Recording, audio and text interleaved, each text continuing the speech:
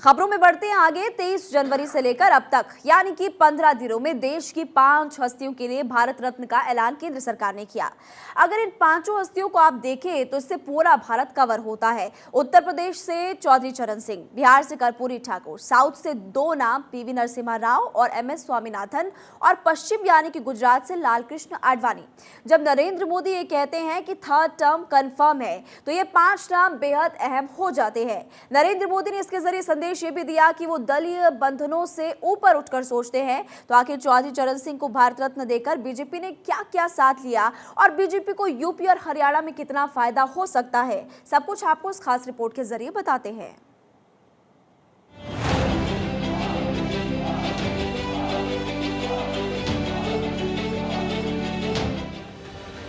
बाईस जनवरी से लेकर अब तक यानी 16 दिनों को अगर खास तौर पर देखेंगे तो पता चलेगा कि नरेंद्र मोदी ने इन 16 दिनों के अंदर ही 2024 में अपनी हैट्रिक की पूरी पटकथा लिख दी है।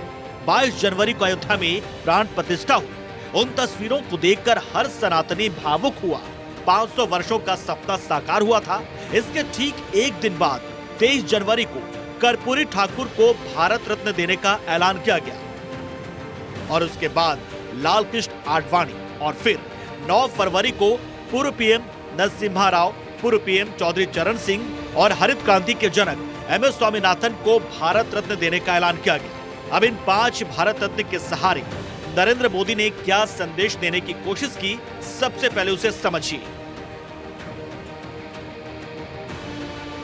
देश के हर हिस्से के योगदान को सम्मान दिया गया। कृषि क्षेत्र के लिए समर्पित है मोदी सरकार। कृषि क्षेत्र में किए गए योगदान की सराहना है।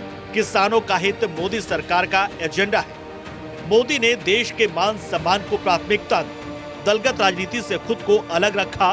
दलों के दायरे से बाहर जाकर सम्मान दिया। इनमें से 2 सम्मानित व्यक्ति दक्षिण भारत से भी आते हैं।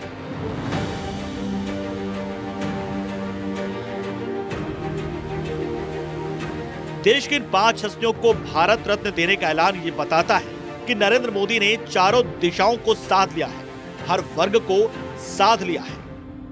कर्पूरी ठाकुर ओबीसी वर्ग के नायक, लालकृष्ण आडवाणी हिंदुत्व के प्रखर चेहरे, चौधरी चरण सिंह किसानों के सर्वमान्य नायक, MS स्वामीनाथन दक्षिण भारत का चेहरा, हरित क्रांति के जनक, पीवी नरसिम्हा राव दक्षिण भारत का चेहरा। सबसे पहले बात चौधरी चरण सिंह की करते हैं। कुछ दिनों पहले ये चर्चा थी कि जयंत चौधरी NDA के पाले में आ सकते हैं। इधर जैसे ही चौधरी चरण सिंह को भारत रत्न देने का ऐलान हुआ तो पीएम मोदी ने एक्स पर लिखा, हमारी सरकार का ये सौभाग्य है कि देश के पूर्व प्रधानमंत्री चौधरी चरण सिंह जी को भारत रत्न से सम्मानित किया जा रहा है। ये सम्मान देश के लिए उनके अतुलनीय योगदान को समर्पित है। उन्होंने किसानों के अधिकार और उनके कल्याण के लिए अपना पूरा जीवन समर्पित कर दिया था। उधर प्रदेश के मुख्यमंत्री रहे हों या देश के गृह मंत्री और यहाँ तक कि एक विधायक के रूप में भी उन्होंने हमेशा राष्ट्र निर्माण को गति प्रदान की।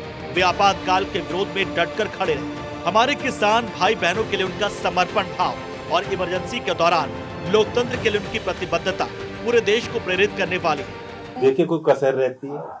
आज मैं किस मुंह से इनकार करूं आपके सवाल। जो आपने बात पूछा कि कांग्रेस में पहले निर्णय नहीं लिया गया, मैं तो अंदर से जानता हूं कितनी बार चौधरी अजीत सिंह जी के मन में ये बात उठी, कितने बार उन्होंने प्रयास किए। इसके बाद सबसे पहला ट्वीट जयंत का ही आया। जयंत ने लिखा कि दिल जीत लिया।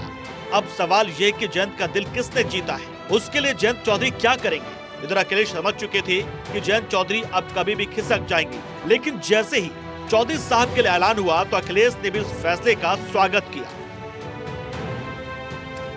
इसे जितने भी किसान नेता और जितने भी दलों ने जो समय समय पे मांग की थी, उन सबको बधाई और धन्यवाद, जिनकी के परिणाम आज दिखाई दे रहा है कि देश के पूर्व में रहे प्रधानमंत्री, किसान नेता, और उन्होंने पूरी ज़िंदगी अपनी लगा दी थी गरीब किसान को खुशहाली के रास्ते पर लाने के लिए। अब सवाल ये भी है कि चौधरी साहब के सहारे बीजेपी को कौन कौन से फायदे हो सकते हैं। जयंत NDA में आ सकते हैं। यूपी की 27 लोकसभा सीटों पर जाट वोटर्स का बड़ा असर है। यूपी में जाटों की आबादी 35 लाख के आसपास है। यूपी की 14 सीटों पर जाट निर्णायक भूमिका निभाते हैं। 76 विधानसभा सीटों पर 15% से ज्यादा जाट वोटर्स हैं। 24 विधानसभा सीटों पर 30% से ज्यादा जाट वोटर्स हैं। चौधरी साहब को भारत रत्न देने का ऐलान हुआ तो लोगों ने अपनी खुशी भी जाहिर की। देश के पूर्व प्रधानमंत्री, किसानों के मसीहा चौधरी चरण सिंह जी को भारत रत्न की घोषणा एक अभिनंदनीय घोषणा है। मैं आदरणीय प्रधानमंत्री नरेंद्र मोदी जी का आभार प्रकट करता हूं। चौधरी चरण सिंह जी किसानों के बड़े नेता थे, पूरे देश में उनका नाम था और किसान आज पूरे एक किसान पूरे देश का, खासकर उत्तर प्रदेश का बहुत ही आह्लादित है, प्रसन्न है कि किसानों के प्रति उनके लगाव को देखते हुए, उनके संघर्षों को देखते हुए भारत सरकार ने जो निर्णय लिया है, इसके लिए आदरणीय प्रधानमंत्री जी का आभार हम सब प्रकट करते हैं। नरेंद्र मोदी जी जब आए तो उन्होंने कहा जो भारत रत्न के हकदार थे, जैसे बाबा साहब अम्बेडकर, एसपी सिंह साहब, बघेल साहब अच्छा कह रहे हैं कि उनको तो भारत रत्न उस समय मिल जाना चाहिए ना, जब जिंदा थे तब भी मिल जाना चाहिए। 56 के बाद तो डिमांड हुई लोकसभा में, भयंकर, आरपीआई के 10 एमपी थे, उन्होंने हंगामा किया कि भारत रत्न क्यों नहीं दे रहे हो, तो भी नहीं दिया। तो और कब दिया? जब वीपी सिंह की गवर्नमेंट आई तब दिया। Ma'am, Bharat Ratna has been given to Chaudhary Charan ji को, ma'am, and Narasimha Rao ji has been given Bharat Ratna. Ma'am, what you have to say about it?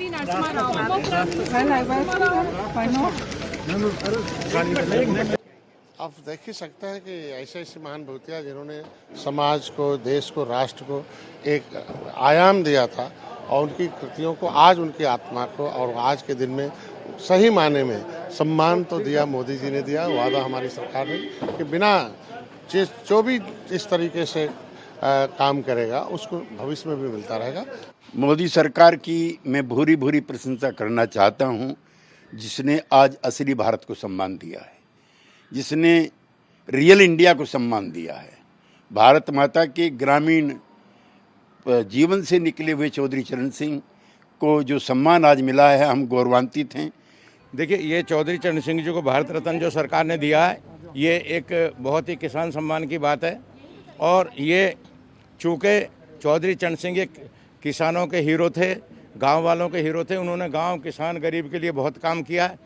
उन्होंने जो राजनीति बड़े बड़े लोगों के, बड़े बड़े रईसों के घर में कैद थी, उसको गांव की गलियों में उतारा और तमाम लोगों को नेता बनाने का काम किया। अब आपको चरण सिंह के सियासी सफर के बारे में भी बताते हैं। किसानों का कर्ज माफ कराने वाले पहले नेता, सियासी पंडित चौधरी साहब को किसानों का कोहिनूर कहते थे। 1952 में यूपी के राजस्व और कृषि मंत्री बने। यूपी में किसानों के लिए जमींदारी उन्मूलन विधेयक पारित किया। इससे जमींदारी प्रथा खत्म हुई, किसानों को राहत मिली। 17 साल तक यूपी में कांग्रेस का बड़ा चेहरा रहे। कांग्रेस से अलग होकर भारतीय क्रांति दल बनाया। इस दल में लोहिया और राजनारायण उनके सहयोगी थे। 1967 में यूपी के सीएम बने चौधरी चरण सिंह। 1968 में यूपी के सीएम पद से इस्तीफा दिया। 17 फरवरी 1970 को दोबारा यूपी के सीएम बने। इसके बाद केंद्र सरकार में गृह मंत्री बने। चौधरी चरण सिंह ने मंडल और अल्पसंख्यक आयोग की स्थापना भी की। 1979 में वित्त मंत्री और उप प्रधानमंत्री रहे। राष्ट्रीय कृषि और ग्रामीण विकास बैंक की भी स्थापना उन्हीं के कार्यकाल में हुई। 28 जुलाई 1979 को भारत के प्रधानमंत्री भी बने। हालांकि महज 5 महीने ही प्रधानमंत्री रहे चौधरी चरण सिंह और कभी कोई चुनाव नहीं हारे चौधरी चरण सिंह। जाहिर सी बात है कि चौधरी चरण सिंह को भारत रत्न देने से बीजेपी ने किसानों और जाटों को अपने पाले में करने की दिशा में मजबूत कदम उठा दिया है। अब इंतजार है जयंत को एनडीए में शामिल होने का। कहा जा रहा है कि जयंत चौधरी के आने की ये पहले शर्त थी जो बीजेपी ने पूरी कर दी और जयंत 2 लोकसभा सीटों और 1 राज्यसभा सीट पर आने को तैयार भी है। अब सबकी नजरें हैं 12 फरवरी पर। अगर 12 फरवरी को जयंत एनडीए में आ जाते हैं तो ये अखिलेश यादव के लिए बहुत बड़ा झटका होगा। Bureau report.